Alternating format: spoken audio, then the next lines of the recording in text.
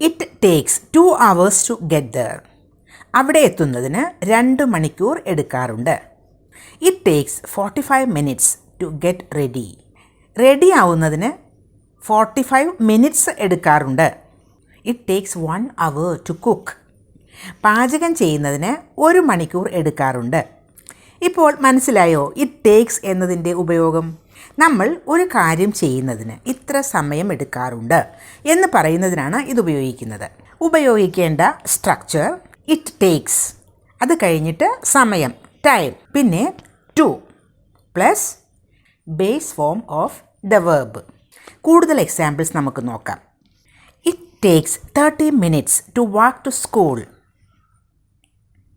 സ്കൂളിലേക്ക് നടക്കുന്നതിന് 30 മിനിറ്റ് എടുക്കാറുണ്ട്.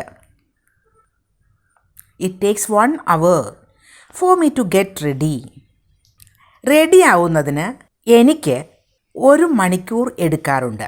ഇവിടെ ഒരു കാര്യം ശ്രദ്ധിച്ചോ, ഫോർ മീ എന്ന് ആഡ് ചെയ്തിട്ടുണ്ട്. അപ്പോൾ എനിക്ക് റെഡിയാവുന്നതിന് 1 മണിക്കൂർ എടുക്കാറുണ്ട് എന്നാണ് മീനിങ്. ഫോർ മീ എന്ന് ആഡ് ചെയ്തു. ഇനി അത് വേറൊരു തരത്തിലും പറയാം. It takes me 1 hour to get ready.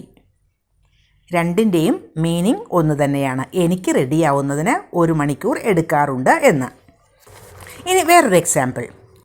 It takes her just a few seconds to reach the second floor. അവൾക്ക് സെക്കൻഡ് ഫ്ലോറിൽ എത്തുന്നതിന് കുറച്ച് സെക്കൻഡ്സ് മാത്രമേ എടുക്കാറുള്ളൂ. അത് വേറൊരു തരത്തിൽ പറയാം. ഹെർ എന്ന് മാറ്റി വേറൊരു തരത്തിലും പറയാം. It takes just a few seconds for her to reach the second floor. അങ്ങനെ പറഞ്ഞാലും മീനിങ് ഒന്ന് തന്നെയാണ്. അപ്പോൾ ഇത്തരം സെൻറ്റൻസസ് ഉണ്ടാക്കി പ്രാക്ടീസ് ചെയ്യുക.